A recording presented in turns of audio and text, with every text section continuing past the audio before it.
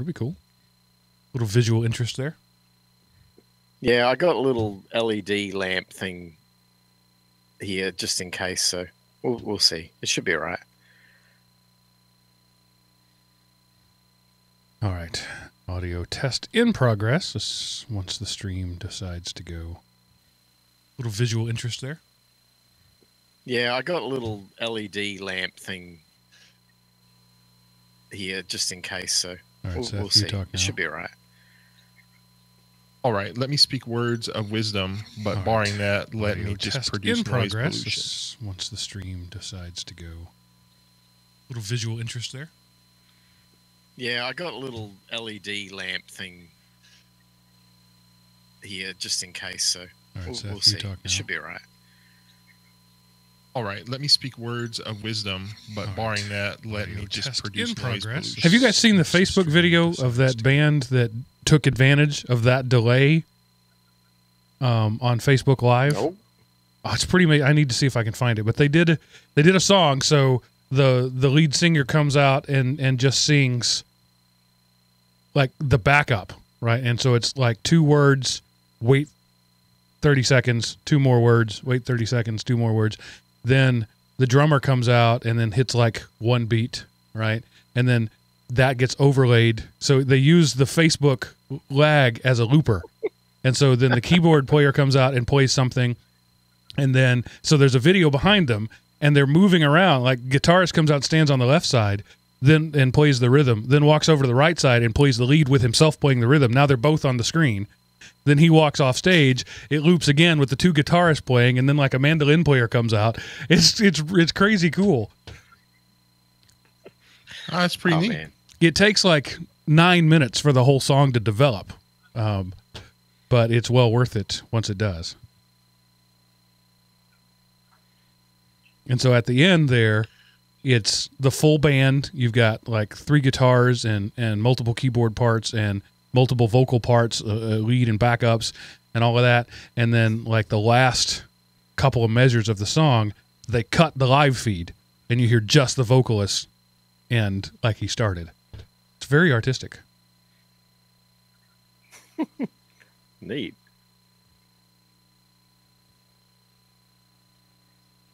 Let's see if I'm typing band Facebook loop song. How good are you, Google? All right, so Which band Facebook?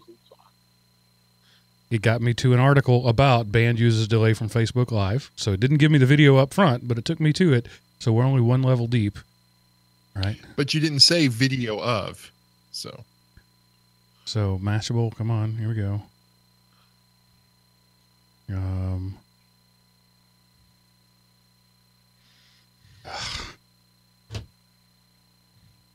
I really have to take those parts you sent me, Miles, and turn them into something because waiting on this thing sucks.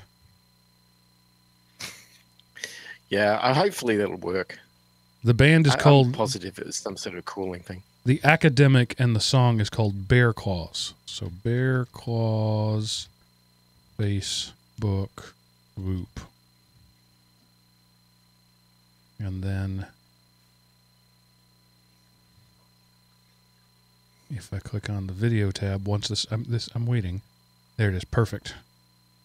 And I copy, copy location. I'm putting it in the chat room. Well, that won't help. Seth isn't there. I'll put it in the show notes.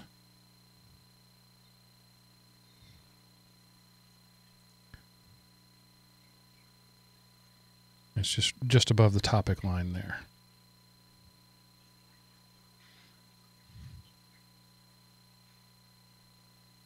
Let's see. The live stream is going, so if I play it, we'll get DMCA'd off the air, so I won't do it. But it's there as an academic exercise for your pleasure.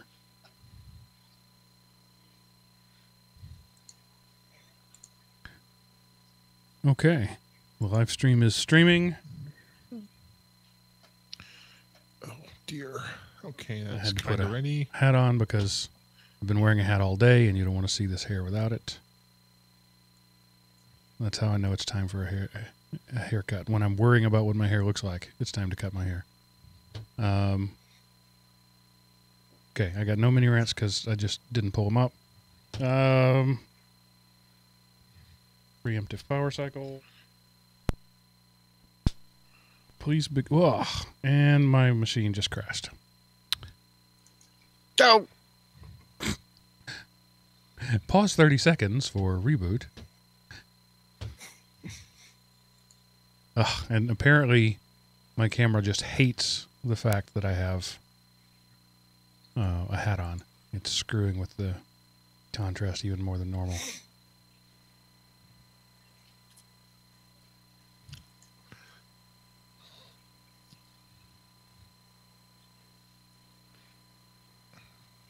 Luckily, this machine has an SSD, so it really is a 30-second wait. Well, what it is, but my computer just is like, I'm going to go slow today to piss you off. All right, so maybe it's not just me. Maybe it's the internet at large. Begin your local recording, if you have not. There we go. Audio engrams committed to sand. So this is how this is going to be. I'm going to be constantly feathering the brightness control. Yep, there it goes.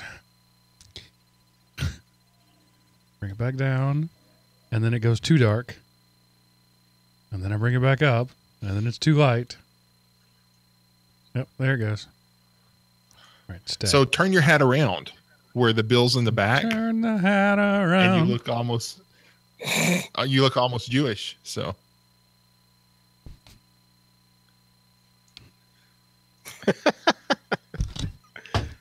what up, yo? I am not street enough to pull off that look. We'll just go it this way.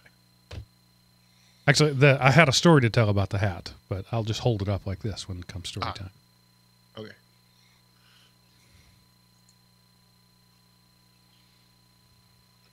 So this is going to be 47 minutes of warm-up and 3 news stories. So, pretty typical. 3 news stories? Okay, 1 news story. Let's be honest. Okay. Are we ready? Are we recording? Yep. Okay. I'm recording, wow, but I my don't know if gain I'm is ready. high. Hang on. Yep.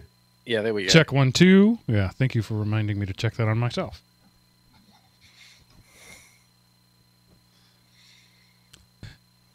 Alrighty then. And Miles just entered the witness protection program as it gets darker. It's awesome. Okay, here we go. Everything is going. Stream is streaming. Chat room is live. Agenda is there. My Thrills list is there. So, Yeah. Hate Nix. I've still got the old one left over from my other gear, so I've got to disconnect that, but I couldn't be bothered. okay.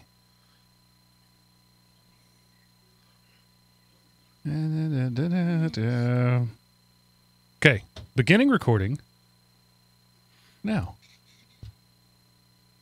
Only 11 minutes late.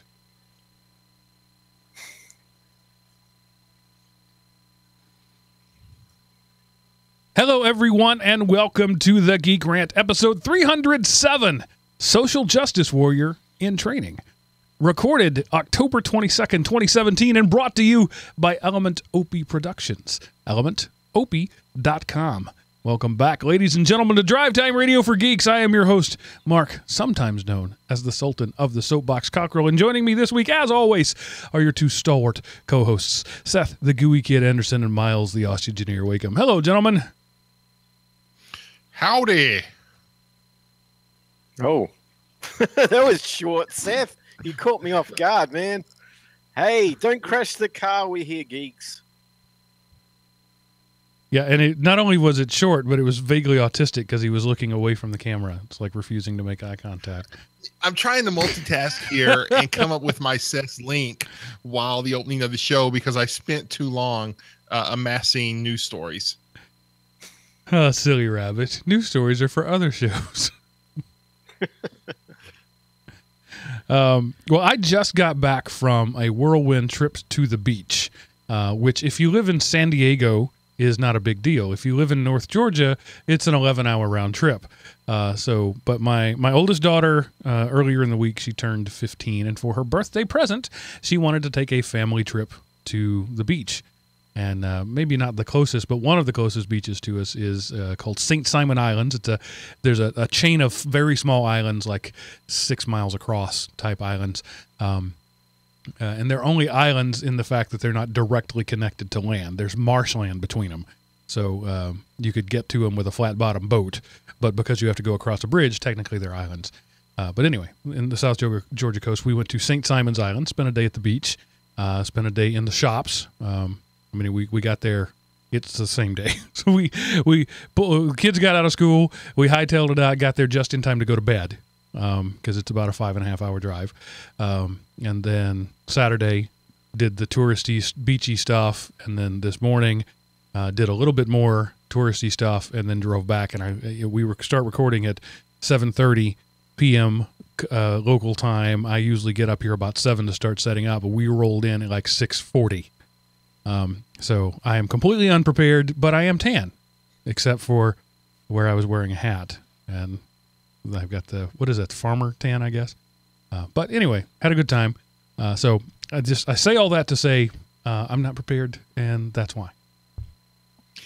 Yeah, but here's the thing. We're really never prepared, so it's okay. Well, the thing is, we're often very prepared for the thing that we don't do. That's kind of how that works out. Right. Yeah. I did want to. So we'll be really prepared today. That's right. And if you're watching the video, all 6 of you that usually do that, you'll notice that Miles' background has changed. He is beta testing some super secret government equipment, and so he needed to be outside to do it. Yeah, I'm actually preparing to do a bit of traveling, so I thought rather than trying to carry a recording studio with me on carry-on luggage, I'll buy one of these Audio Technica headset things that like the NFL guys use, when they're calling sporting events, thinking, oh, that'll be easy. Well, the other problem is I forgot I'm carrying my Linux laptop. So that was a whole rebuild of everything that is recording. So if this sounds a little weird, forgive me. I'll try and fix it in post. Drivers? We don't need no stinking drivers. Did you have to recompile your kernel just to get the headphones to work? No. For once, Linux worked first time on everything. And of course, if you've ever worked with Linux, you know that never happens. So I have spent the last week kind of checking and double checking and wondering why the thing worked. I mean, this is unheard of. So I'm sitting here in trepidation, expecting it to crash at any moment. But so far, so good. So if you're hearing me, it's a miracle. It's a miracle. When computers work, it's a miracle. Think about that for just a moment. I mean, the expectation is that you take a standard device like a USB connector, plug it into a standard piece of hardware like a USB port, and any OS can render that. But when that actually happens, it's miraculous. This is the world we live in. Especially with Linux. Yes. Yeah. Well, the thing with Linux is that it's sort of hardware agnostic, and that's the problem as well, because it's hardware agnostic. So many more things can go wrong that you wouldn't have if you had a Mac or something of that nature. So what you gain in independence and freedom, you incur a lot of screams and agony and crashes, but that's life. The price of freedom is eternal agony, to paraphrase Ben Franklin. I unintentionally consumed a significant amount of Mark Wahlberg media this week. It just happened to be that a couple of movies that had been in my queue to watch both starred Mark Wahlberg, Deepwater Horizons and Patriot Day. I knew nothing about either of them other than they both had gotten, fairly reasonable reviews when they first came out. And so I'll just give you my review of them, months later. Deepwater Horizons, it's about an oil rig platform that catches fire. Spoiler alert, you know that from the previews. It's an unremarkable movie in a lot of ways. I don't regret having spent the 90 odd minutes to watch it, but stuff catches on fire, people run away from the fire, some of them don't make it. That's kind of the plot of it. The only real moving part actually stars the country singer whose name escapes me, who's like 6 feet tall and 6'6". Trace Atkins. Trace Atkins, yeah, he's like 6'6". There's a scene at the end where family members are trying to get information, where he has literally 90 seconds on the screen, and honestly, I think he's the most compelling actor outside of Mark Wahlberg in the movie. And then after having dealt with this terrible thing, they focus on the Wahlberg character's reaction to it, and it's he's a good actor. He really is. A lot of people don't give him credit for being the actor that he is, and that the pain that he shows feels real. But you literally have to go through 90 plus seconds of pretty flat affect to get to the 90 seconds of really good acting. If it's on, watch it. Don't spend any money for it. That's my review. Either of you seen that particular show?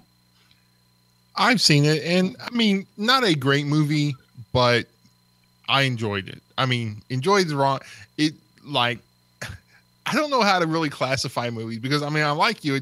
It's not a spectacular movie. Oh, I want to watch that one 100 times. It doesn't have the rewatchability factor of The Princess Bride, and I mean, let's face it, few things do. But it was enjoyable enough for me. Like, if thumbs up, thumbs down, it gets a thumbs up. Yeah. So not an overly great movie. We've talked about this before. My one word review of movies like that is it's fine. It's fine. It's a fine movie. I can only imagine the Hollywood movie executive in his office when the guy comes in with this idea to pitch, and he's got like 15 seconds, and he goes, "You remember that thing when that oil platform off Texas blew up?" And the executive goes, "Yeah, it's that." And that's it. Right. Write him a check. That's it. It's. I'm sorry. They're going to do one about Hurricane Irma. They're going to do one about Puerto Rico. They're going to do one about, who knows, any natural disaster. There's a movie in that. Put Mark Wahlberg in it. You're good to go. I mean, that's true. But at the same time, you think about it, there's all of that. You have this latent zeitgeist of Deepwater Horizon, and there's the chance that zeitgeist can be captured and pulled out of people, and you could have a blockbuster on simply name recognition. It's kind of like The Distinguished Gentleman. Go to that movie, the name Deepwater Horizon. Yeah, and what's interesting, it's fairly heavy-handed in its anti, corporate save the planet, the whales are our superiors kind of mentality, in that the bad guys of the movie are the oil company, British Petroleum. But it's Hollywood, you have to expect that. And oil came gushing up out of the ocean on fire. There's kind of no way to not call that a natural disaster caused by oil drilling. So they kind of have a pretty good point there. But at the same time, it was overly heavy-handed. Like, the villains of the movie were just some guys who were trying to make money, and they didn't care how many millions of people they killed to do it. And played very well. Not a lot of character development went on, but the most shallow, most stereotypical characters were the oil company executives who didn't belong on the platform anyway. Right. So, and I mean, you're right. It's done that way. And I wonder what percentage of I wouldn't say our listening audience, because we have a more, thoughtful group, but what percentage of the American public would not recognize that, oh, those were specifically written shallow and heavy-handed to create that? It wasn't like, oh my gosh, that's the greatest acting I've ever seen of a villain. I hate that guy. That actor did a great job. Versus how many cliches can we cram into one character before they literally explode on film? And an utter waste of John Malkovich, who is an amazing actor who was given nothing to work with. Hokey dialogue, and he did it well-ish. I mean, he had the most unbelievable Cajun accent ever on film. But I guess if you didn't grow up around Cajuns, you wouldn't know that. Anyway, enough about that one. Let's move on to another movie. Now, this is one, Seth, where they really missed the boat in the name recognition. This movie was Patriot Day. I didn't know anything about this at all. To the point I didn't know what it was about. Well, it turns out Patriot Day is about the Boston Marathon bombing of 2013. Is it 2013? I think that's right. Which apparently was the marathon event locally in Boston is known as Patriot Day. If you're from Boston, you know that. I assume. I didn't. So I had no idea what to do going into it. I thought it was like a war film. It's just based on like the cover art, which is Mark Wahlberg essentially draped in a flag. So I was completely surprised when the movie came on, and it starts out, you start seeing, vignettes, 90 seconds, 100 seconds, 30 seconds of different lives. And so I was, okay, this is one of those lives intersecting movies. Okay, I got it. But I didn't know in what way those lives were going to intersect. And then as the movie went on, 10, 15 minutes in, I'm like, oh, this is Boston. This is a marathon. Oh, okay, now I know what this movie's about. But it's so subtle, contrasting to the heavy-handedness of Deepwater Horizons. It's so subtle that it took me several minutes to piece that together. It wasn't a crawl at the beginning saying, these are the events of the Boston Marathon bombing in 2013. And so as you're watching the vignettes of the lives, I don't know who are the good guys or the bad guys. If I had known what the movie was about, I'd go, oh, those guys are Muslim, they're the bad guys. But they avoided that stereotype. And so masterfully, and maybe it was only because I was ignorant that it was masterful to me. Had I known what it was about, I would have known. But it's kind of nice going in ignorant like that. I got to see the full story unfold in the way that the director wanted it to. And again, Wahlberg turns in a amazing emotional performance here of a fictional character. He's like the only fictional character in the movie, and they sort of put him together as an amalgam of characters to push the story forward. And he's just a cop in Boston who happened to be working at the marathon. And so it's the week up to, the morning of the marathon up to about the week after, when both terrorists, I'll use that word, one was killed and one was captured. And so it ends at that point with a little prologue or epilogue about, what happened with this person and this person and this person. And really outstanding movie, much better than I expected.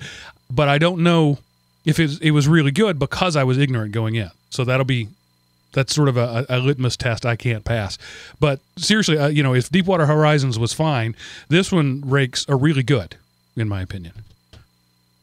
Have you guys seen it? Well, there's going to be room. No, but there's going to be room for another Mark Wahlberg movie for the Las Vegas shooting now. Yeah, there you go. So, get ready for that one. In between shooting giant robot I've not guns. seen this movie, but I've not seen this movie, but I really want to. I don't know why I missed it in theaters, but I go through these movie kicks and then these non-movie kicks, and I got to get back in a movie kick because I think Thor's coming out pretty soon, and this one has all the earmarks of a great movie. I'm really hoping that I haven't seen all the best parts in the trailer. Great movie. But again, enjoyable movie, yes. Great movie. I haven't seen any earmarks of a great movie. I've seen earmarks of a fun movie. Fun. Okay, fun. But that makes a movie great because you enjoy it. I mean, when you use great, you're talking like, cinematography, composition, all that. I'm like, yes, I am glad I saw that movie. Right. You should go see it too. I want to see it. That's a great movie because it does what it's supposed to. It gets the viewer excited about the movie, and it makes you, so again, great but that doesn't mean it's not great. It's just not great in your definition of great, but we'll see. I'm hoping, maybe I'm going to go back and say, if I would have seen none of the trailers, I would have thought it was good. But anyway, it has all the earmarks of something I will greatly enjoy. So I'm not. What happened to Bruce Willis movies? He hasn't been in the movie for ages, has he? He got old. No, he has. He was in Red 2, and which was about old people. Yeah. Yeah, because he's getting old. Yeah. I mean, he started his career at like 35. So he was kind of old going in. He's no Jake Gyllenhaal. No, that's true. So I'm not a Marvel. I didn't grow up on comic books. Like my exposure to the Marvel universe was the X-Men cartoon in the 80s, which I really loved. But that's really about it. Bill Bixby's version of the Incredible Hulk, which again, I grew up on that, Lou Ferrigno. So this Hulk in the Marvel universe is too intelligent for me. And I understand there's canon for it and it's explainable, but when Hulk is flying a ship, for me, I mean, Hulk is supposed to be an insane rage monster. Even in the very first Avengers movie where he takes orders from Cap, right? Hulk smash. That struck me as wrong. And in this next one where he's having complete conversations in full sentences, just in the previews for the next Thor movie, really is... It's just going against. I can see that it's going to be fun and enjoyable, but it goes against the Hulk I know, and it messes with my brain every time I see it. And I think honestly, it's going to ruin the experience for me. Okay, well, here's from what limited stuff I can kind of piece together in the past. Think of it this way. Think of it as two separate beings. You know, you have Dr. Banner and the Incredible Hulk. And the Incredible Hulk is mindless. It's not that he's mindless. It's that he's a rage baby. And so like one of the things in the movie is like, apparently he's been Hulk nonstop for like a couple of years or something. And so therefore he has had time to develop and grow faculties. So that was I don't know where, but that, okay. And of course, they do a much better job of explaining it from wherever I heard. I don't know if this is some YouTube theory video I saw or if it's just me reacting to you, but that's kind of my understanding of how he, you know, the more he's the Hulk, the more his brain develops as the Hulk. And, you know, in much the same way, the more you're a person, the more you develop as a person. Okay, I'll give you that. And also, we are talking about a guy who triples in size and somehow doesn't lose his pants. So, you know, you have to throw reality out the window at some point. Maybe he's not so incredible in every way. Just saying.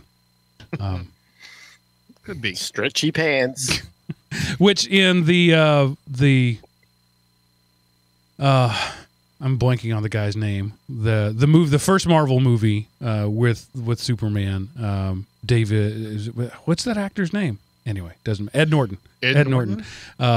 There are two scenes in that movie where they literally use the word stretchy pants to explain that, which I think is great. He's buying pants in some third world country where they don't speak English, and he's trying to communicate, and he's like, "Do you have anything more stretchy?" And he's like pulling out a stretchy, and they point at these purple ones, which is awesome because the Hulk always had purple pants.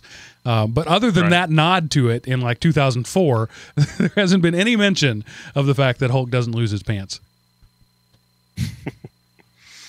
All right, so moving on. Miles, I think this is interesting. You, in your thing here, you wrote, discovered a new remote desktop app. It's interesting that you use the word new because I was using this in like 2009. So what they have clearly is a marketing problem, and that is No Machine. Tell us about your experiences with No Machine. Yeah, I'd never heard of it before, and I've been looking for remote desktop app things, you know, for managing remote machines for years. And I guess I've used what everyone else has used. I've used VLC. I used TeamViewer until one day I was sitting in front of my computer and all of a sudden my mouse and cursor started all moving on my own. And I realized, we got a hacker here. So I stopped using TeamViewer. I've used, remote desktop, which is easy enough to install. But when you're trying to remotely control a Linux desktop computer from a remote desktop Linux computer, I was having some issues. And yeah, I just did some Google searching, and this has never come up on my search results. And maybe I typed searches in some weird way or something. But the first time I saw this No Machine, and I thought, I'm not looking for a freebie. I don't mind paying for something if it works.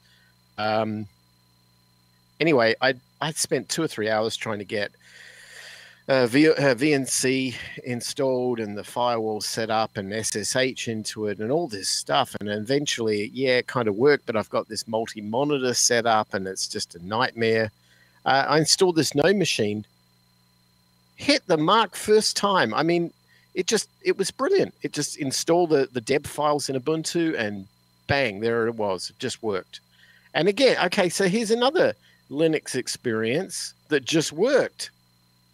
No Machine just worked. I don't know. This isn't real. I'm pinching myself. This is not normal. And it seems like No Machine has pivoted since I knew them, because when I knew them, they were a terminal services company.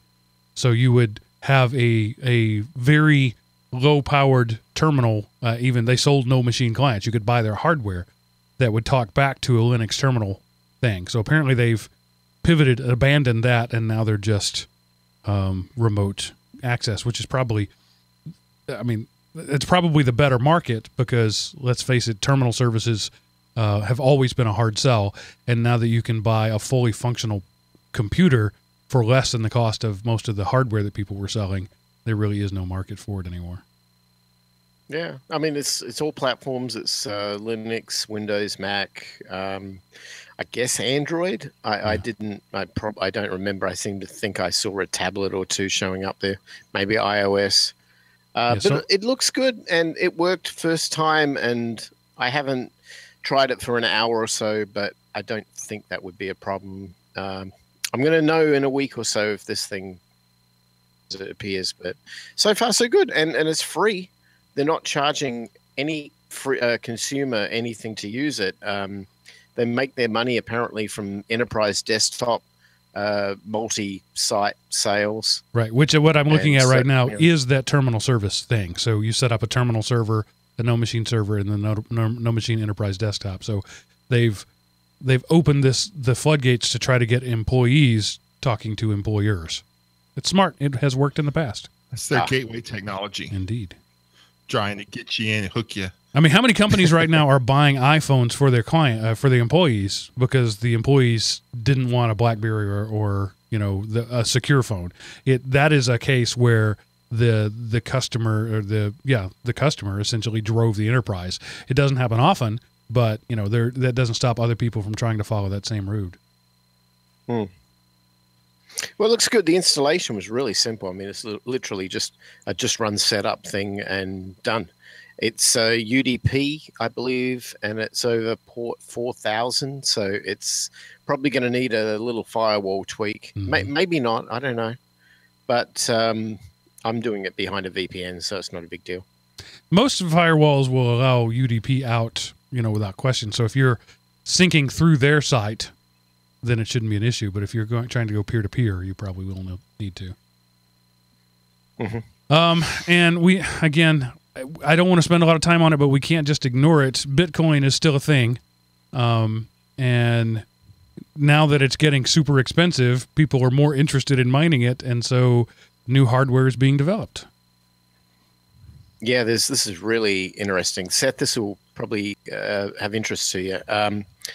There's a company out of Japan, 3-letter acronym, of course. Anyway, they have manufactured the new, 7 nanometer chipset for the ASIC miners.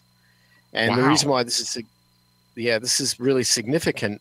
It's out now, but no one has converted that into an actual ASIC miner.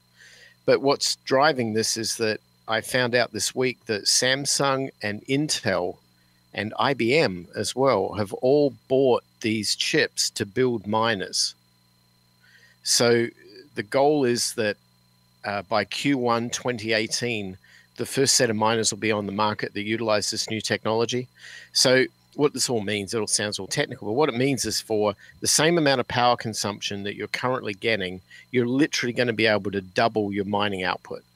Now, there's a capital, and that's almost double if you have the latest generation. If you're still a generation or two back, you can get quadruple or more.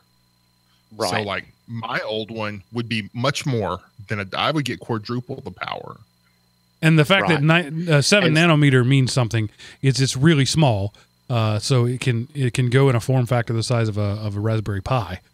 So that means lower power consumption, lower heat dissipation. So that's why the 7-nanometer chip is a big deal. The other threshold here they were finding with miners was that miners were no longer becoming something that people could do in their homes because the power consumption on an individual miner was starting to get up to the threshold in which a 15 amp circuit was going to blow. So, for the average resident 15 amp circuit, which is your average power outlet, this thing would start shutting down your circuit breakers all the time.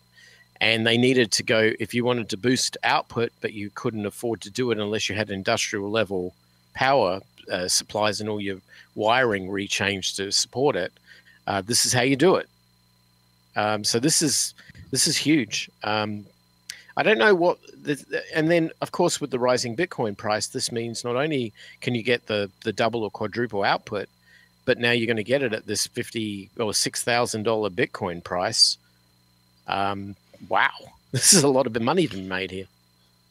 Yeah, see, like my Bitcoin, I have an S4, and I don't remember what that is, but the S9 that Bitmain sells is the 16 nanometer one, and the S9 runs at 14 theta hashes. Mine runs, it depends on the day, I get between 2.5 and 3 averaging out.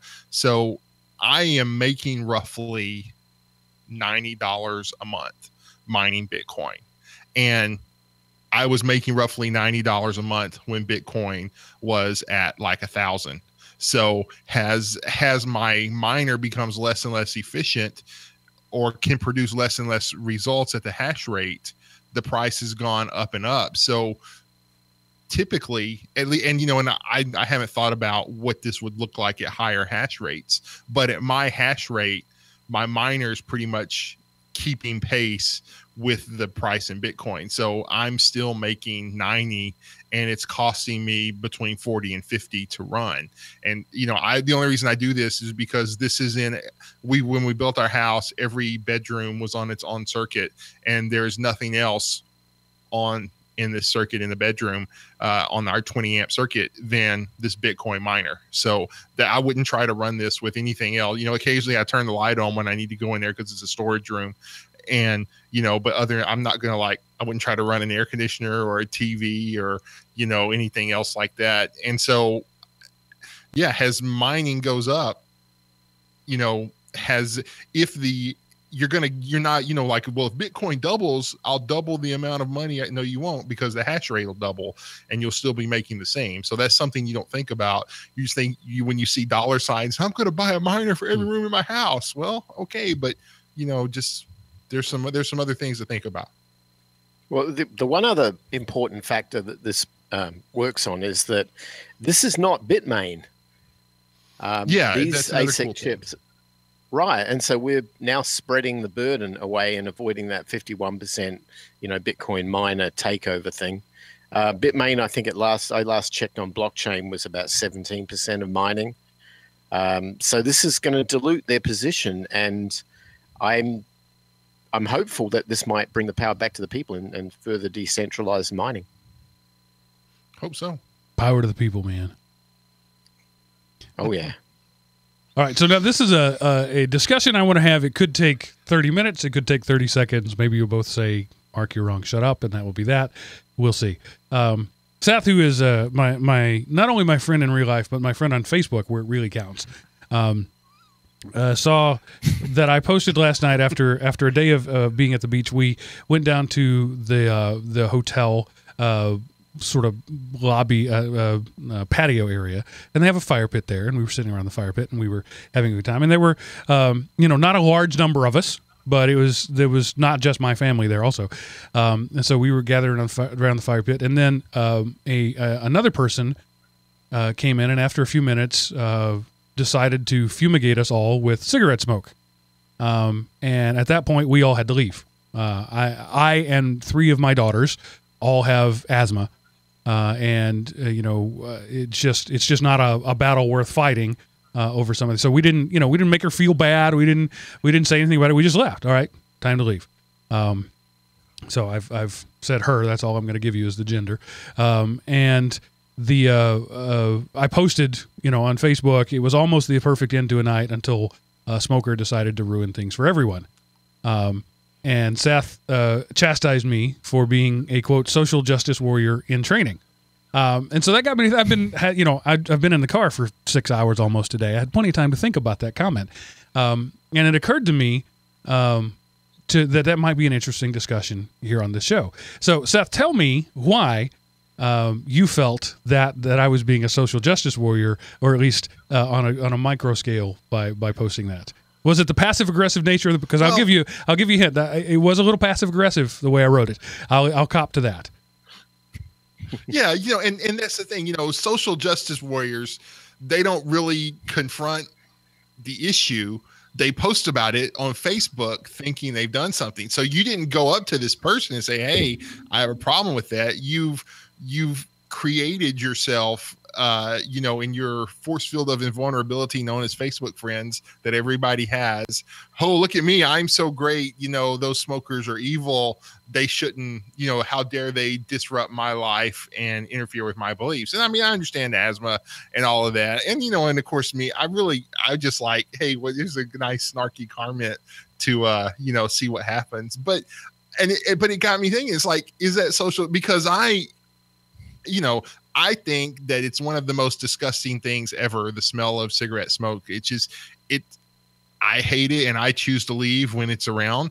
And, and a lot of times running through my head are those same type of comments, but I choose to leave because I would rather leave than deal with it. And so I don't know. I mean, I think it is kind of social justice-y in the negative connotation that conservatives and libertarians have with the term. And, so I don't know. It's just it's what this is an interesting discussion. I don't know how well it will go, but okay. It seems to me that. Yeah, go ahead. So flashback to 1987. I am in sophomore honors English class, and we are embarking on an exercise in which we have to vigorously argue for a position that we do not personally agree with. So, and it's an excellent exercise. Everybody should do it. As I get older, I'm beginning to cherish the education I had back in that small rural school, because today I don't think you could do that exercise. There would be a hostile environment, and poor little Jimmy would be emotionally scarred from having to argue a position he didn't agree with. But I thank my teacher for forcing me to see the other side of things. So we did these sort of things on a regular basis. And my teacher, who was a smoker, going down the list, hit smokers' rights. And because I can't keep my big mouth shut, and I couldn't even when I was 16 years old, I said, smokers have no rights. And so she pointed at me and said, "That's your topic." And I said, "Okay." And then later she came back and she apologized to me in private and said it was wrong of me to let my personal feelings on what you said interfere there. You can change topics if you want to. I said, no, I'll stick with it. I'm good. But my point there by smokers have no rights was not that if you are a smoker, you have no rights. It was that smokers are not a protected class of humanity. Therefore, there is no such thing as a smoker's right. You are a person who happens to smoke. And I feel the same way about gay rights. There's no such thing as gay rights. There are all these people who say, treat us like everybody else, but then they want extra rights. You can't have both. You're either just like everybody else, or you're a protected class of citizenry that has special rights. You can't be both. So a smoker cannot be treated just like everybody else and have rights. You got to pick one. Are you a smoker who has rights, or are you just like everybody else? Now, if we had people in our society who routinely enjoyed rolling around in dog feces and smearing it on their body as part of just a recreational activity, would you feel the same way if I said we were sitting at a restaurant and a poo roller came in and sat down beside us and ruined it for everybody? And so that's sort of the position I want to take here, that this is not a medical issue. This is not a freedom of rights. This is a preference.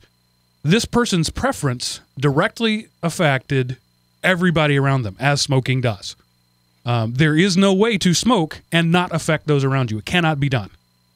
All right. So you could say, for example, I am an obese man. You could say that my overeating affects people around me because they have to look at my fat, ugly self. I would accept that as a reality. But I can also throw a robe on. Problem solved. You can't see my fatness. So, there are certain things that affect people in ways that are simply unavoidable. Smoking is one of those things. There is no way to smoke in a isolated environment. Smoke goes, it is a gas. It follows Moore's law. It expands to fill whatever space it is given. So that's my point when I say smokers have no rights. This person has no rights as a smoker. She is a person and you can't say she has a right to smoke that cigarette. She doesn't. There is no right. Doesn't exist.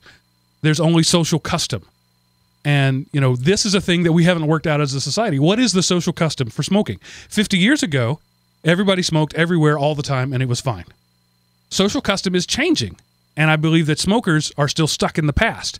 And you people like to ridicule political conservatives for that very thing and say, step into the modern times. You're living in the past. You can't hold that mindset anymore while you're puffing on your cigarette. You can't have it both ways. You need to adapt to the new social mores as well. All right. Having said all of that, Miles, what are your thoughts? Okay, it's two sides. There's my pure libertarian attitude, and that would be I cannot infringe upon somebody else's choices with what they do with their body. It's their body. They ultimately will pay the price for their choices, and it's not for me to infringe upon what they do to themselves. So that's okay if they're doing it to themselves. If they're incurring smoke into my environment, which has a negative effect on the health of me and my family or people around me, then I do reserve the right to ask them to stop or to change their behavior or move it somewhere else or whatever. But I can't exercise that right with anything that would be force or I can only politely ask. And if that's not something I'm going to choose to do, I probably would have done exactly what you did, Mark, and I would have said, let's just move somewhere else. I would say to the vendor who has the location where you're the customer of it, that maybe the vendor might choose to find a way to isolate smokers from other parts of behavior.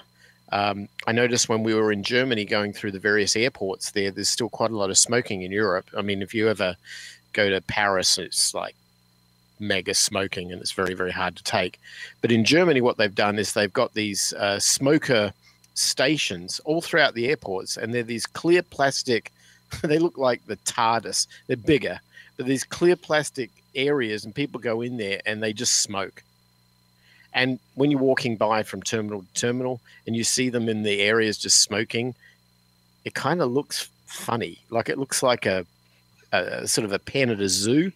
And thankfully, you're not smelling any of it, but that's what they do just to keep them in their own environment. I don't know.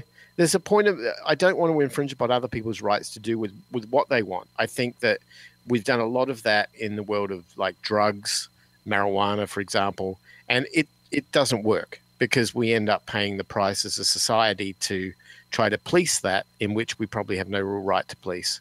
At the same time, with smoking, I'm concerned that corporations who have created this addictive behavior were never really brought to account, and ultimately the consumer market brought them to account by reducing the number of smokers down to a bare minimum.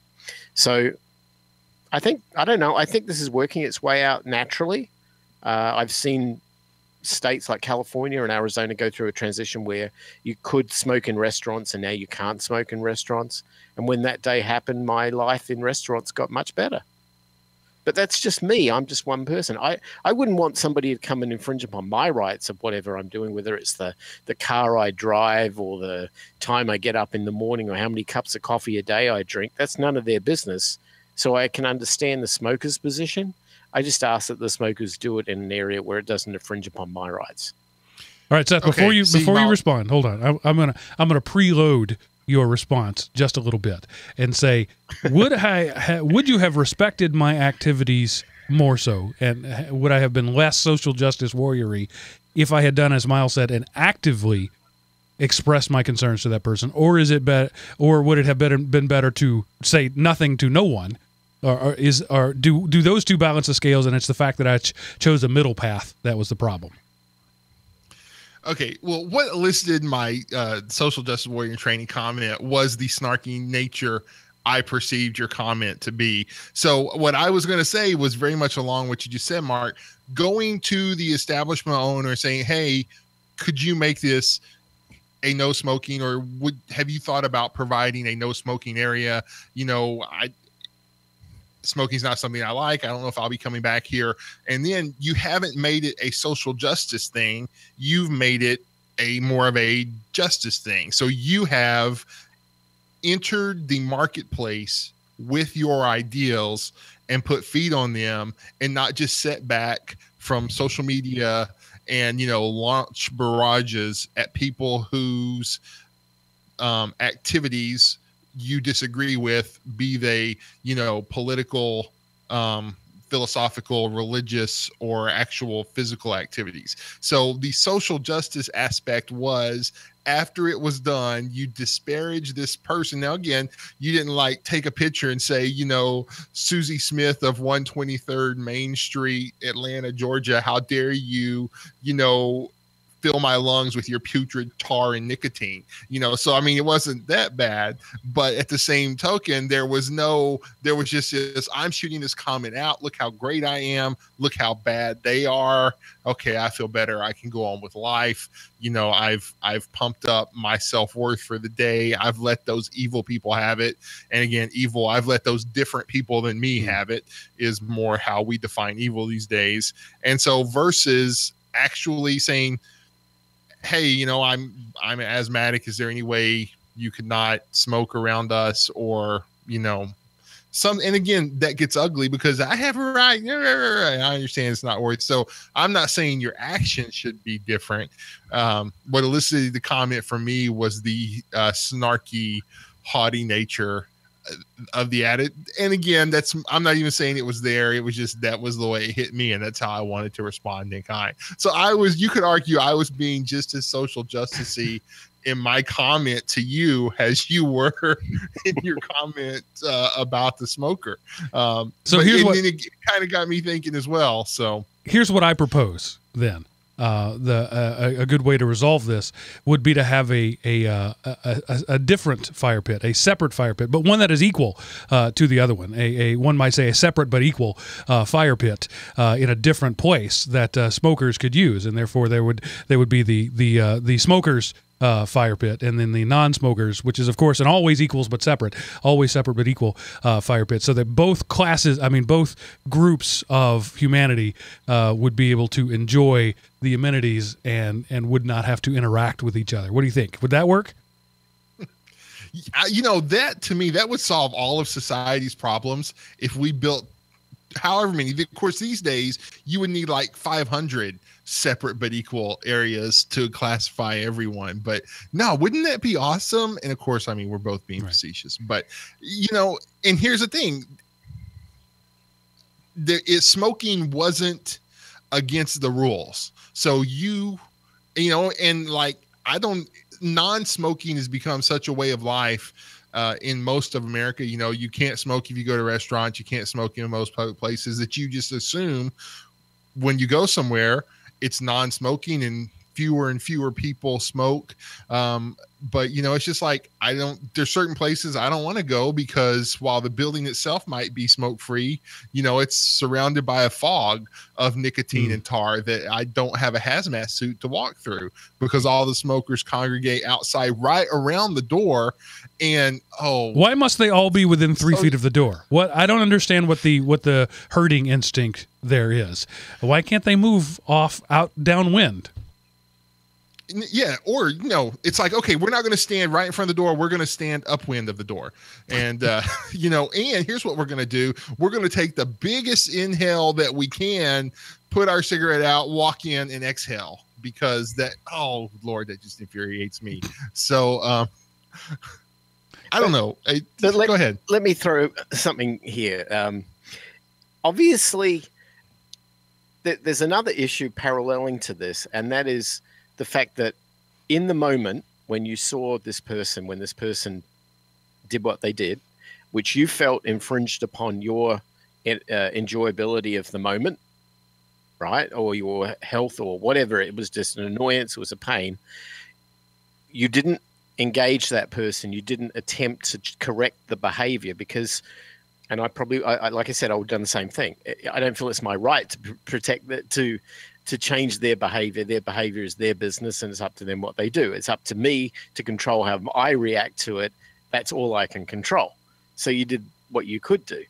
But the fact that you walked away from that with an issue in your mind that is now 24 hours later or more, and we're talking about it, this was an important issue to you. I mean, this is something that's stuck in your craw that you just had to get out, and you used Facebook as an outlet to express some release of the anger that was associated with this. Is it also unfair that you should have to carry the burden of that anger without releasing it somewhere, whether you go to the gym and you beat up a boxing punch bag or something, or whether you tell it to your friends at the bar, or whether you talk on a podcast about it, right? Is it fair that you have to hold that back for fear of upsetting the social norm?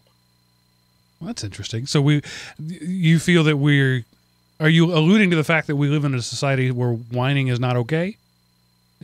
Well, whining should be okay. It's a release. It releases stress and it releases anger, and these matters then tend to resolve themselves more rapidly than if you hold it in, build it up, and it gets worse and worse and worse. And the next thing, you're a guy in the 32nd floor of a casino in Vegas shooting up people. I mean, I'm not saying it gets to that, right? Don't get me wrong. I think but really, what I'm saying is that go ahead. This norm of everybody's got to be nice to each other and we can't upset somebody else is not healthy. At some point, it just doesn't work. I think my real mistake, and this was sort of a novice, I should know better than this at 45 years old. It was a rookie mistake, was that I went to Facebook when in fact Twitter is the outrage capital of the world. And I really should have gone there. So I apologize to the internet for that. Well, it goes back to what I've said many times. What? No, go ahead. I can't. Okay. It goes back to what I've said many times. We don't know how to express ourselves because we aren't taught to think. We're taught what to think. But when something happens that doesn't fit the paradigm that we have accepted to believe, we don't know how to discuss the issue, whether, because we're instantly offending or offended by our post. I mean, how easy is it, because I spend so much time in my cocoon, to lash out and lambast people who, if I were talking to them in person, I would show compassion, just because, you can't talk to people like that. But because I'm insulated and I'm in my, force field of invulnerability known as Facebook friends or Twitter follower echo chamber, we feel, we say things that we wouldn't say in real life, and they come out, snarkity, uppity, I'm better than them, whatever. And it's me and I'm not trying to say other people do things that I don't. I lead the pack on this as much as anyone. We don't take the time to think something through. We just lash out with words because it hurt. Whenever you're 2 years old and you scrape your knee, lashing out and crying for mama and, raising all kinds of Cain, that's acceptable. But at some point along the way, we should have grown up into maturity and be able to express these things in a rational, non-judgmental, emotions okay as long as it doesn't dominate manner. And again, I'm not saying you didn't do this. We've kind of progressed beyond the initial thing, but we don't know how to do that. We don't practice doing it. We get just hamstrung intellectually because we don't know how to think about stuff like this. We just get mad because stuff like this doesn't meet, it doesn't line up with our view of what the world should be. And I think as long as we're diagnosing the issues of the shortcomings of American society, let's not forget that as a general rule, we are not taught, as I was in 1987, to put ourselves in the shoes of the other person. The reason I did not confront this woman is because, she was just trying to enjoy the environment as much as I was. She wanted to kick back at the end of a long day, sit around the fire pit and enjoy a cigarette, which is something she enjoys. So I chose not to assume that my desires outranked hers. So I let her, do her thing. Now let me ask both of you this. I'm going to give another piece of information, and let's see if it changes your answer. This was at the end of the day. We'll call it 9:30. Let's say, I don't know if that's what it was, but we'll say it was. So, so it's a long day, by anyone's standards, whatever, your waking up time might have been by 9:30. It's the end of the day. This woman was clearly at the end of her workday, enjoying the outside environment, and was wearing the uniform of the hotel that I was staying. Does that change any of your answers? Yes, it does to me, because at this point, she's representing the hotel and how they feel about their customers.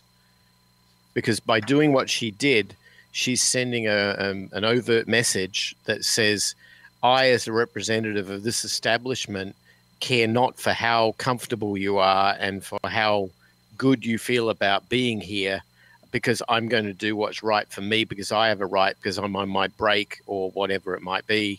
And that's not on. As a business owner, I would fire anybody working for me that did that, because that's just a direct, that goes against all of the, businesses advertise to the public, and they spend on average about 6% of their gross revenue in advertising. That's a lot of money to a business that's making, $1 million or $10 million or $100 million a year. That's a lot of money. And for somebody, an individual in that establishment, to negate all of that investment and all of that goodwill is there's no way. There's no way I would put up for that. And if that person went back to the HR department and whined about, well, I have rights, I have the right as a smoker to a break every hour for 5 minutes or 10 minutes. It's like, well, yeah, but what about the non-smokers? They also have rights for breaks as well, and they're not getting them. And so at that point, no. The second you said it came from the business, I'll completely retract my my answer now, and I'll say, no, that was not on, and she should have been told off about it. But what if that was one of the designated areas? If you need to smoke, this is one of the areas you can smoke in, designated by the hotel management to their staff. The hotel management should separate what is for the customers to what is for the staff, and the staff should go out the back with the dumpsters, and they can go out there, because they're making money at that on an hourly basis, working for that establishment, and they should have the best interest of the establishment before their own. What if I'm off duty? Well, if you're off duty, then go home. Take the uniform off and get out of here. But if you're working and you're in a break, you represent the establishment, you behave according to the rules that we, the establishment, define. So I tend to agree with you. I think I know I sound like I'm very draconian on this, but as a business owner, I'm sick and tired of investing millions of dollars into ventures to watch somebody who's got no skin in the game, who's just receiving a paycheck, sit there and shove it in my face. Yeah, I agree. So, this was a failure of management, not of the employee. But Seth, to your point, most of the building was a non-smoking building. My guess is that this outdoor area, really the only outdoor area, that and the pool, they were separate areas, were probably designated as smoking facilities, probably because, there are people who stay in hotels and who also smoke. So they probably, I'm making a lot of assumptions here, have designated those areas as safe smoking zones. So let's make all those assumptions, assuming that is an area designated for smokers, or an area designated that it's okay to smoke in. Is it still a negative for the employee to have done it? For me, it doesn't really matter because I've just, because here's the deal. It was at the end of your day and you were going to be heading in shortly too. True. This was as anything. This was a good excuse for let's go ahead and go in now. And if it hadn't been that person in 5 minutes, you probably, because you have young children and, and at the end of the day, it's good to, remove outside stimuli because you've reached your limit and you just need to calm down and slowly, sleep. So you've put yourself in a position where your less than best behavior is going to be. And then, like I say, you're using the smoker as an excuse to do, all right, kids, not 5 more minutes right now. And they're not going to complain because they don't like it either. So, it's a win-win for everybody, but it's also a lose-lose for everybody. Yeah, wow. This has got some interesting tangents on it, Mark. You got a good one here. I mean, I wanted to start this whole thing off going, well, I can't infringe on somebody else's rights, so it's up to me to suck it up. And then you said they're an employee, and I went all ballistic on them. I am a true anarcho-capitalist. I'm sorry. So, but to your to my point, if this was a designated smoking area, is it okay for an employee to smoke in that designated smoking area? Policy of the establishment. If the establishment feels that it is, then I will rate the establishment as a customer in that way. I would not be looking favorably on there. And as a hotel where they probably charge $300 a night for a room, I probably would never give them another dime of my money. So my take on it is one of the things that, as a father, as I'm trying to teach my children is anytime you elevate your desires among those around you, you are by definition being rude. And the amount of rudeness is multiplied by the number of people who you're imposing your will on. So if you're late to a party, a dinner, and 15 people have to wait to eat because you couldn't get your schedule together and show up on time, you've been 15 times as rude as you would have been if it was your best friend waiting on you, right? So this is sort of the basic equation that I'm trying to teach my 9-year-old of what politeness is. Politeness is not esteeming yourself higher than anyone else. And we're a family who follows the teachings of Christ. We are taught to actually esteem others as better than ourselves. So not only are we being rude, we're being unchristlike when we do that, which in my family is a big deal. Maybe not in yours, but in mine, to be unchristlike is a pretty big thing. So when I look at this employee, there were, let's say, 10 people not smoking. This person chose to smoke. Even if maybe 9 of those other people were okay with it, right? At this point, without knowing, without asking, without, hey, you guys mind if I smoke? Without any of that, this person elevated her desires, her comfort, her well-being above 10 other people. She is 10 times rude because of that. And so that's where I took the greatest offense to it, was that she had elevated herself above me and everybody else around there. And I felt that is not okay for anybody to do in any situation. Whereas, having a willingness to say, do you guys mind? Is it okay? That would have been okay. I would have probably said something like, we prefer that you not, but I can't stop you. Right. But at least she would have had the effort to do so. This person chose to, at the end of the day, the uniform was loose, it was hanging partly on. So clearly she's off duty. And she chose to do something that she enjoyed and did not care whether it was to the positive or negative for all those around her. That's the thing that made me feel put upon in some way. And I would have felt that at any point, anything. And I try in every situation to never elevate myself. Again, going back to my religious beliefs, Jesus said that you should take the lowest position and allow yourself to be elevated, not take the high position and then suffer the indignity of being removed. So I try to walk into every situation letting somebody else tell me what my position is. Right. And in the corporate world, my boss tells me what my position is. I have these people who are lower than me, these people who are above me, these people who are on the same level as me. Those rules are clearly defined. Social interactions, not so much.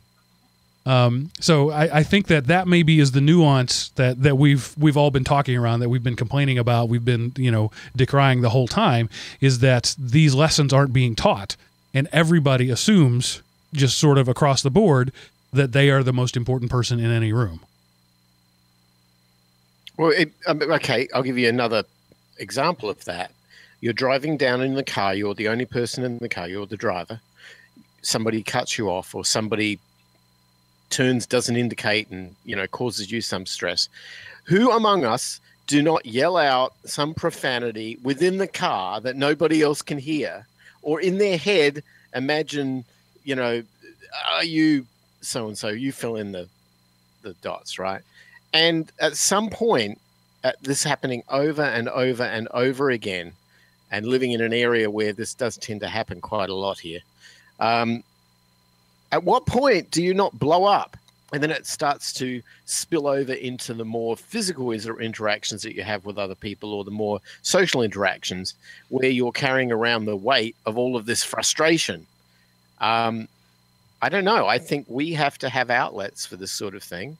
And it would be ideal if you could confront somebody at the time it happens, and you could try to change behavior. But at the same point, what right do you have to be able to dictate that? We look to third parties, the police or other people like that, to do that job for us. Do they do a good job of it? I don't know. At some point, I just sort of say, okay, I'll just yell inside the car, make sure the windows are up, no one will hear me, and hopefully I'll get over it and no one's hurt. But you see, that goes change the thing. Yeah, well, there's ways of addressing your frustration that don't. I mean, of course, there's people that, how dare you look at me without permission? I'm offended, and I'm offended that you're offended, and I'm offended that y'all ignored me in your offense. So there's always that. But there are also ways of expressing frustration that don't create frustration around you, and so when something happens to you that you don't like, you can vent that, but you can vent it in such a way that if there happens to be someone around, they don't get singed by the flames. And so, and we as people are creatures of habit. And if we cuss people out because they cut us off, and if you've ever rush hour in a major city, I mean, again, this is, what I do. You cuss people out, then eventually you're going to cuss people out whenever there's, people from your church sitting in the car next to you because you're going to a movie in another town. And you're like, oh crap, I forgot people were here. But it's because I developed that habit of, magnifying the frustration that I received rather than diffusing the frustration I received. It's like, I mean, you can look at that as like, how dare you? Or it's like, it's okay. If I'm late, it's my fault for not leaving on time. Both of those are able to diffuse the situation in your mind. One of those doesn't create that situation in someone else's mind.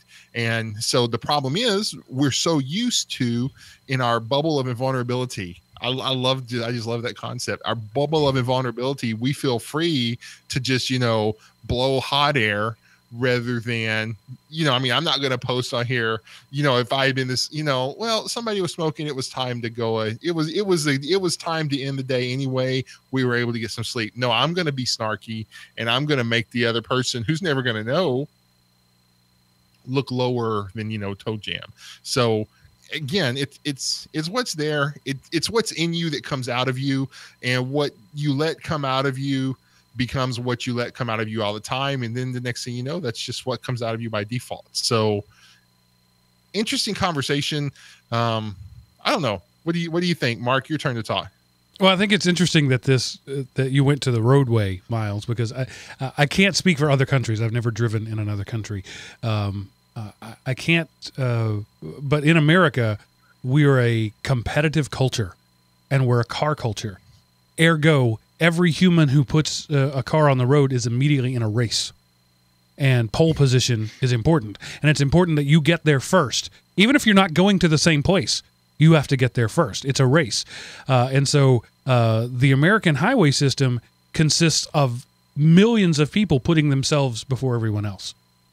Just today on my long trek back, there was this young lady in a car. I'm guessing, you know, I only saw her for a few seconds. I'm guessing she was in her early 20s. The front of her car was completely smashed in, headlights broken, bumper hanging off from a previous accident. Obviously, it hadn't just happened. There was signs of rust. You know, it'd been a while. And she's driving erratically, whipping in and out of traffic with her cell phone in front of her face the whole time. And I thought, that previous accident didn't teach you anything, did it? Or maybe you had a head wound and are incapable of learning after that. But at some point, you know, when you've smashed your car, it seems to me that that's where you learn to drive more slowly and keep the phone tucked away. But we seem to have a culture that is incapable of learning.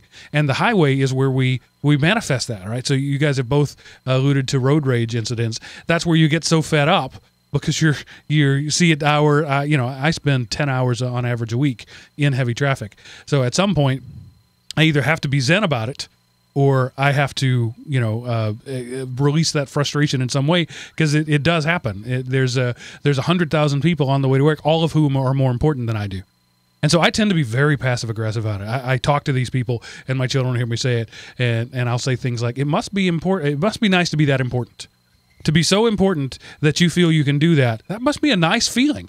You know, I feel that I'm somehow missing out on thinking that I'm that important. It must be nice to feel that your needs supersede everyone else's around you. It must be nice to think that just because you have your blinker on, that automatically creates space in the lane beside you. These are delusions that I might enjoy sharing sometime. It must be a nice world to live in. Haven't we all been there? Haven't we all been there? And does it make a better person the person who can hold that stuff back and not exercise it openly and outwardly within range of peers or friends or family? I don't know. That's an interesting one, because here's the thing: if you don't express frustration and other people don't realize there's a boundary they crossed, whether they did it directly or whether you're talking about a third party, but you're showing other people that you do care and that you do get frustrated and that you do have boundaries, then those people know where you are. They know your limits. They know what's comfortable for you, your domain, and they tend not to infringe upon it. And that makes them more comfortable and safer, because they know, don't go that far with whoever, because they'll probably bite your head off. Okay, fine. Now there's a natural barrier. And because of that, I feel more comfortable where I am. You feel more comfortable where you are. We can now have interaction that is on a really easy to know basis, and we don't need to infringe upon each other. And that's a good thing. If you don't say anything and everyone thinks that you're just the guy who gets along with everybody and nobody, you know, you don't really care, then you're not showing a boundary, and the other people start infringing upon your domain. And then you just either feel like a victim, or you just get depressed, or you just sort of, you know, sort of sleep back into the corner somewhere and you don't engage. Well, that's not a good solution either. There's a happy medium here, and it's not the, you know, always, if somebody punches you, just accept the punch and walk away from it. No, you've got to be able to say, here's the boundary, and don't cross that. And then when they do, slap them. But at some point, you've got to be able to express where the boundary is. And back to your smoker story, there was a boundary. The problem is that person didn't realize that the cigarette smoke they were puffing out into the atmosphere was crossing over that boundary and into your world. Confront them, they're probably more likely to do it to the next guy. And that's the downside risk. Seth, you looked like you were going to say something. No, I'm great talk there, Miles. You know, and how many times have we done that? We just, you know, we take it on us because there was this book called Sin Eater that was popular in circles I ran in a long time ago. So, you know, we're the trash bin of the group. People can dump on us, you know. the man at work gets frustrated, comes home, yells at the wife yells at the kid goes outside and kicks the dog.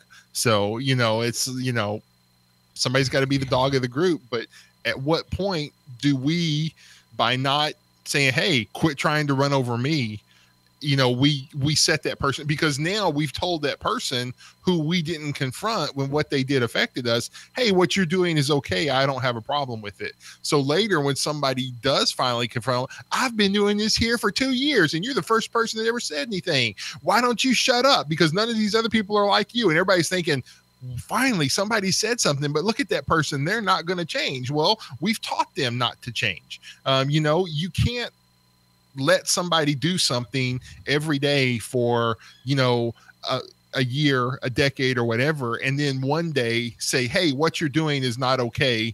Oh, and by the way, it hasn't been okay for 5 years. I just didn't want to tell you before now. Well, then that's your fault, because you've told that person by not saying you don't like it, that what you're doing is okay. If I had a problem with it, I would let you know. Which is why we have the president we have. Everything you just said is why we have the president we have. For decades, the country has not told politicians that what they're doing is not okay, so they've continued to do it, and it just, there you go. That's the microcosm, became the microcosm right there. And we live in a society of people who've never been told no, right? But then let's flip that coin around. How do you feel when somebody in traffic blows their horn at you because you were just about to cut them off? For me, I'm like, oh no, I'm that guy. I just became that guy. I hate it when I'm that guy. Oh, I'm sorry. I do the little wave, the wave of contrition, that's supposed to make everything okay. And what I tell my kids is, it was my turn. Everybody's a jerk once in a while. Today was my turn, and so I can't get too mad at those other people because they're just getting their turn. It's their turn. It's when you get more than your fair share of turns, then somebody has to say something. Yep. And it's like, I'll be driving down and somebody will do something and I'll say, how dare you act like I do every day. I'm sorry. So, it's like I start to go off on somebody from the safety of my car in my little mini cone of invulnerability. And all of a sudden it's like in mid thought, how dare you do what I just did? Oh, okay. I'm going to slow down and let that person get way far ahead of me. So Miles, what do you do when you're that guy?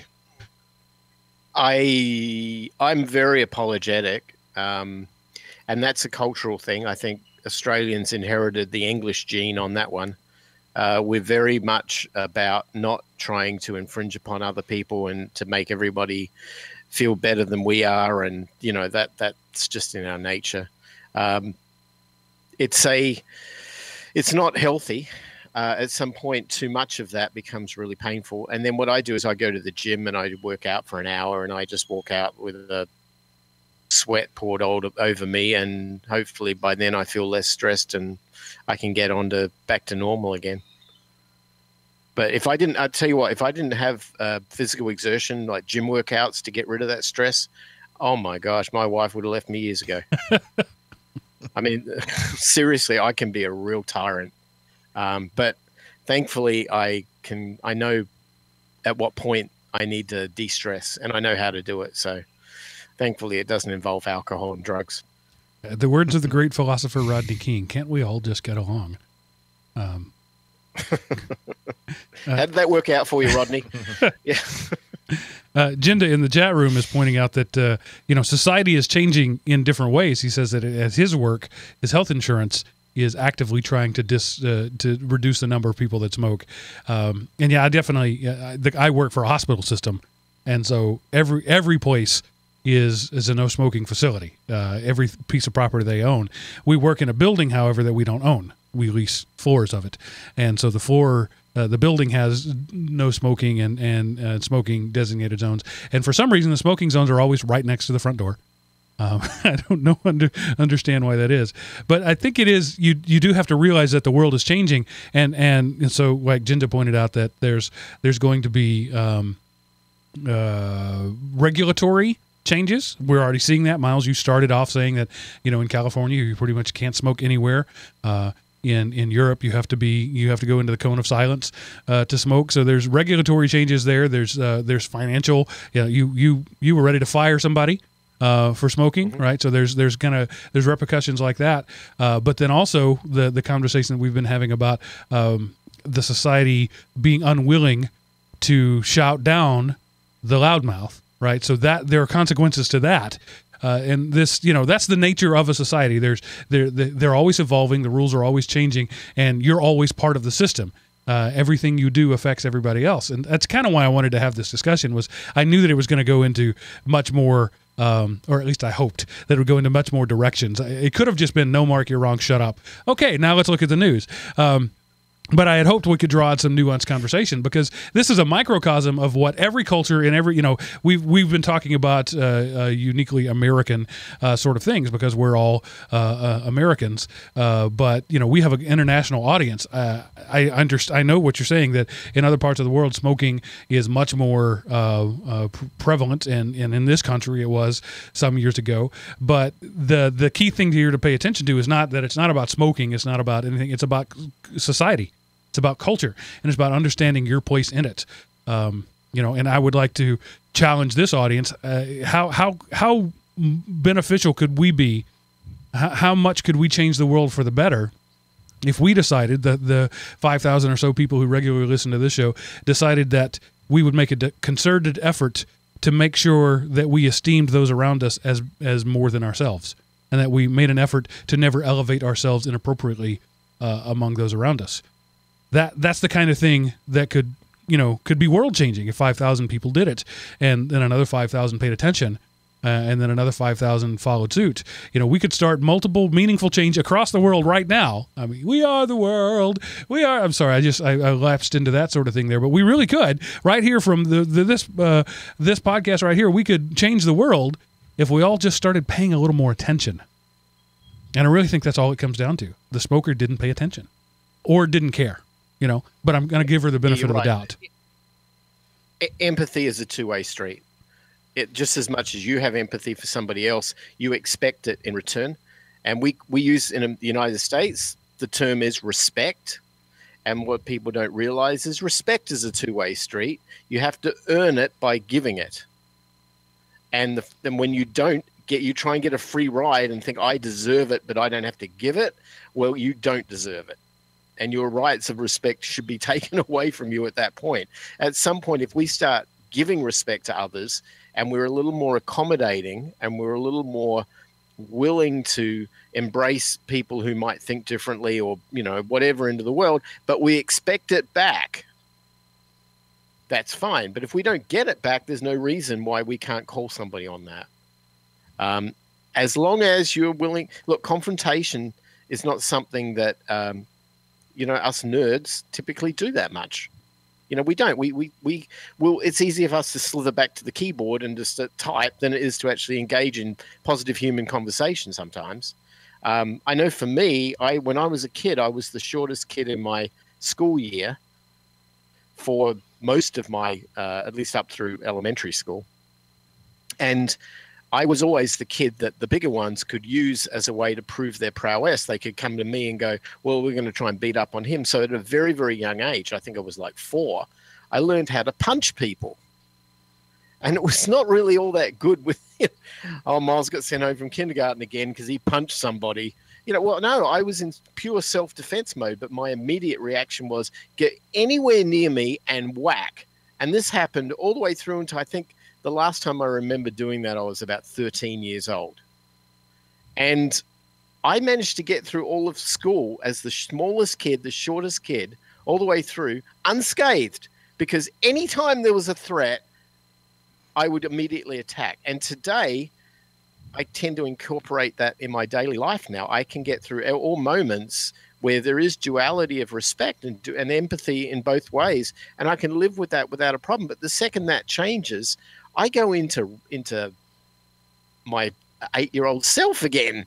And thankfully I haven't been thrown in jail for assault, but I don't punch physically anymore. I do address, I do confront, and it does make a lot of people around me uncomfortable when it happens, but I don't do it unless I get pushed to the very limit. And I don't know if that's a nerd behavior or it's just my weird psychosis. I don't know. It's probably a little of both. Yeah. I mean, we all have breaking points. It's just that you have to know where that is. Yep. If it makes you feel any better, it's not a whole lot better being the biggest guy in class, because every new kid wants to take you on to establish themselves. So I get in a lot more fights as the big guy than the little guys ever did. I won most of them, but that's neither here nor there. I don't know how to end this, and I certainly don't know how to lead into a conversation that ends up with one of our news stories. But I'll go into Seth's thing here about neural networks teaching itself. Maybe the computers will do better at this than we will. Once we turn our brains over to our machine overlords, maybe all these problems will go away, because it turns out they're already better at software coding than we are. Well, yeah, but there's a lot of caveats to that. So there was this, I think we covered it a while back, maybe a year or more ago. This group of programmers taught this, AI how to play the game Go, a game I've played a couple of times, but I would not consider myself anything other than a rank amateur in it. But the way they taught the computer how to play it was by having the computer analyze the way humans did it. And then after a while, the computer was then able to beat the humans all the time. So this other group of people said, hey, what if we cut humans out and just had the computer teach itself how to play Go? So what they did was they set up 2 instances and fed the rules to each one, and then had them play each other. And then they noticed that after 40 days or whatever. But anyway, the thing is, they were able to get to the point to where they could beat humans and beat that previous generation AI in just a few days' time. And so the thing was, it was talking about how AI can like cut humans out of the learning process and get to the end result faster. But one of course, the caveats that this article talks about is it's only good in like specific subsets. Go has specific rules, right, wrong, and it's not like something other like becoming our robot overlords. That's obviously complex and very nuanced and take a few generations of development probably to get there. But it was DeepMind was the AI they talk about, probably some Hitchhiker's Guide to the Galaxy yes. fans in there in the creation of that somewhere. So AlphaGo was the original one that they trained. Yeah. Humans trained it, and it beat a Go grandmaster like a year or so ago. It was a big news. So AlphaGo, and I'm picking and choosing things here. It had roughly 48 times the processing power of DeepMind, and AlphaGo had been trained by people, and it watched humans play games. Humans played against it. It trained it.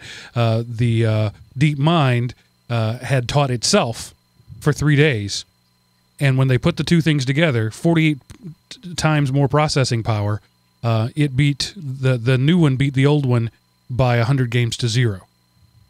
And by day 25, it started. It got even better, and at day 40, it was just beating everything every time, both humans and machines. Yeah, I mean. Yeah. So anyway, this was just an interesting article about the state of AI. And of course, from, watching, if you're Blake 7 with ORAC, or if you're Star Trek: The Next Generation with Data, sentient computers who have emotions and thought complexes and all of that. This isn't what AI is today. AI is remarkably fast algorithms that answer a bunch of yes/no questions and mimic intelligence, calling into question the nature of what intelligence is. So anyway, this was DeepMind it's deep, and it's a mind, and it's a neural net created. And like I say, this is kind of groundbreaking, because previous, Deep Blue, obviously they were modeling human games to get it to where it could be a grandmaster in chess. And the one you talked about, AlphaGo, they analyze human games, but DeepMind used another DeepMind setup to learn how to play. So interesting in that it was able, and so they were able to play. Where was it up in here? They could play they can make a moves in like half a second. So, they're obviously able to simulate games much faster and get the results much faster. And, and then humans looking at the games afterwards going, wait a minute, we don't recognize what's going on here because we would, it was just kind of, got the human out of it in favor of just the pure numbers. So yeah, interesting. This is a very small subset, but that's how things start. I used the phrase a while back that we found that the best way to create artificial intelligence is to have a lot of dumb machines. So instead of having a single super intelligence, we're finding out that the best way to get things done is to have a bunch of dumb machines instead of one smart machine. And so this is a machine that plays Go really well. It solved that. You turn that same thing into optimal loading of aircraft and just let it try every possible combination. Eventually, the machine will solve that problem. Well, if you chain together enough single-purpose machines, you do eventually have cyber Skynet. And that's the way we're going. Skynet is not going to be a single machine that is smarter than everything else. It's going to be a collection of machines that do one thing really well. That's my prediction for the future. Yep. Yeah, I'll go on with that. And it'll be the ultimate human killer. Skynet is a protocol. Yeah. And once it figures out that it wants to wipe out planets, it'll figure out wipe humans off the planet. Figure out the optimal way to do that, and it probably won't be rubber skin over machines because that was just laughable. It'll probably mandate texting while driving. That will do it. You were fined for not texting while you were operating your motor vehicle. Well, see, driving, that's another thing. My wife has an iPhone. Go ahead, Miles. I'm sorry to tell you. My wife has an iPhone, and she got some iOS update, I think a week or so ago. And now every time she gets in the car, even if she's a passenger, the phone says, "We've detected that you're driving in a car. We will not let you text." It's like, welcome to the nanny state. Thanks, Apple. But when you... Yeah, go ahead, Mark. So driving is an interesting example of where there is a right way to do it. And there is a best way to do it. And when you take all the human egos out, everybody thinks they're in a race. We will have an AI perfect driving in the near future. The question is, will the humans trust it enough to let it do it? Because you can't have some people running on the smart machines and some people deciding they're going to do it themselves. But when every machine, every car on the road is controlled by an AI that has perfected driving, that's my version of Nirvana. That'll be amazing.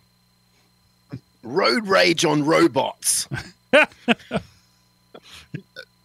Then the one hacker with the EMP gun that is, so that's all it's going to take then. Yeah, whatever. EMPs are not all that big a deal. Well, no, but there's the LiDAR spoofing or whatever. So the car's driving down the road at 60 miles an hour, and then you use your gun to simulate a human walking in front of it, and the AI is trained to always avoid the human, even if it puts peril to the human in the car. Then it swerves out of the way and, creates a chain reaction ending Western civilization as we know it. The perfect driving algorithm will kill people because sometimes that's the best decision possible. Yep. And then, you come to find out that when the person who wrote that portion of the algorithm had been smoking a joint because marijuana was legal in his state, then, they go back in time and see that 87 people have died as a result of his algorithm that would have lived otherwise. And that's 87 counts of manslaughter. I mean, tell me that's not a lawsuit waiting to happen. Seth, you are a master of turning utopia into dystopia. It's amazing. Humans are a master of turning utopia into dystopia. I simply let the good times roll. Yeah, the fact is the future will neither be Star Trek nor will it be, The Fifth Element. It'll be somewhere in between. It will neither be Blade Runner nor Star Wars. There will be good and bad. It's not going to be utopia. It's not going to be dystopia. It's just going to be people screwing things up faster and more efficiently. going to be Hunger Games, baby. All right. I don't know how to end with that, but I promised Seth we'd do at least some news. So we got one news story in there. And now, Seth, tell us what happened this week in history. All right, Mark. So, hey, move your cursor. You're blocking the date. Sorry. It's not me. All right, Mark. On October the 21st, 1969, the first ARPANET link was put into service. So ARPANET was an early computer network developed by a bunch of different people who worked for I'm sorry, I just didn't want to read all of those names because I'm bad at reading names.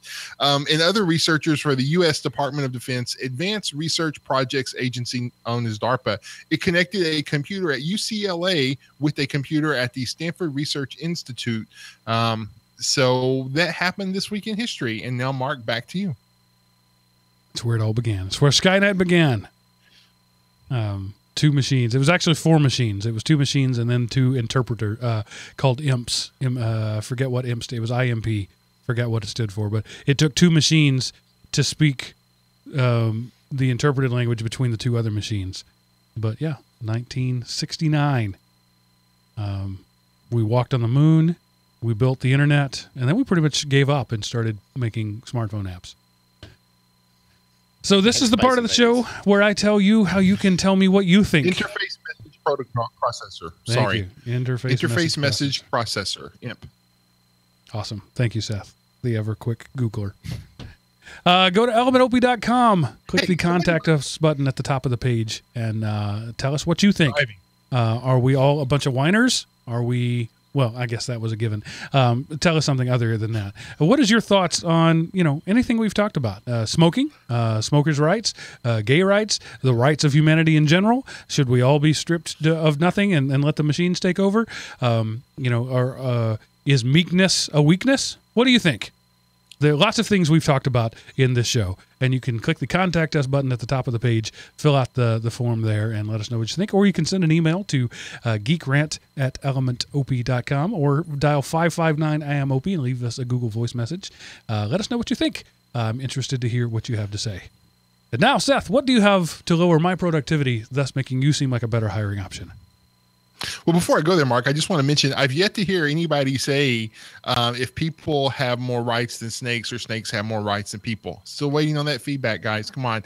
But anyway, Mark, this website will help you live life in balance. So this is a game and it requires Flash, and you just simply have to balance stuff that comes out of the sky, and then and there's hooks and all this other kind of thing. It's just a time waster kind of game. So levers, have fun trying to keep the scale balanced. And, I try and stay away from alchemy. It does have an ocean at the bottom. So maybe I know how much you love the stuff I have with oceans in it. So I did finally give up on clicking that stupid drop. One day my machine rebooted for software updates. And when I came back the next day, I was like, I just don't care anymore. And so the oceans are going unfilled. Sorry, alien planets. All right. I've run out of things to say. Roughly 15 minutes ago, I ran out of things to say, but I've been talking ever since. So we'll just say goodnight. Miles, when next we speak to you, you will be 14 time zones away, right? I will be talking to you from the future. Yeah. Awesome. I'll be a day ahead. Let us know how that goes. Isn't that weird? Yeah. Yeah, I can give you the lottery numbers if you need them. Yeah, every New Year's Day, I ask my Australian friends, what's the future look like? How are we doing? Particularly like in Y2K. I mean, literally, I did that early that morning. I talked to some of my friends through instant message or email and said, everything going okay over there?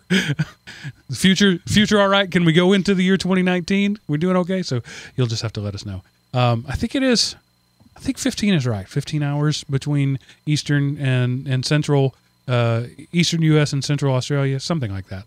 So depending on the time zones. I did a check today to try to work out what a recording time is, and I realized that at 7:30 Eastern, your time, it is 10 a.m.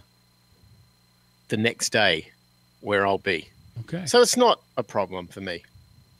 Yeah. I mean, you self-employed millionaires can take off in the middle of the day like that, so it's not a big deal. There is that, yeah. And it'll be Monday morning, right? It will. Yeah, it'll be Monday morning. Everyone will be at work except me. I'll be podcasting like it's Sunday night.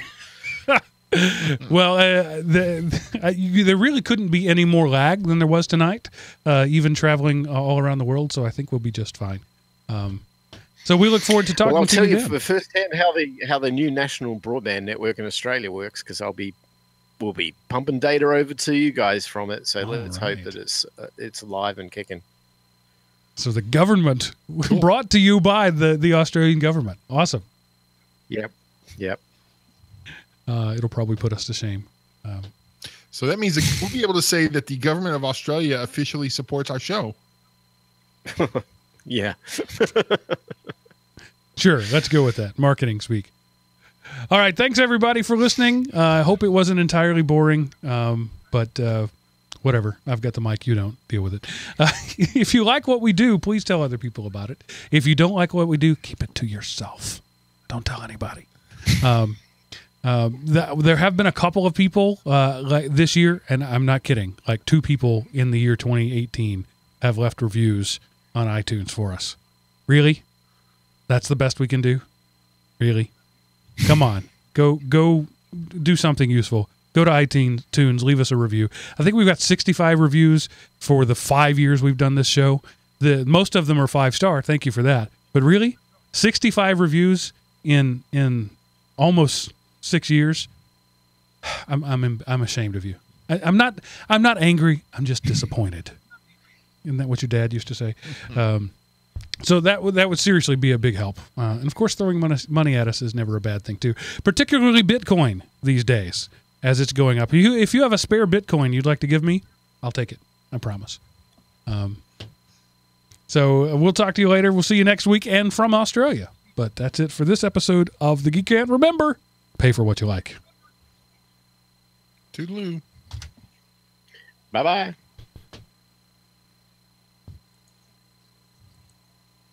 Hey, the computer didn't crash. Yeah, you look good. Your camera was choosing to focus on that rock just behind your left ear instead of you Really? most of the night. But that's webcams. They do that. Oh, yeah. They do. Bye, Jenda, and bye, YouTube people. We'll see you later.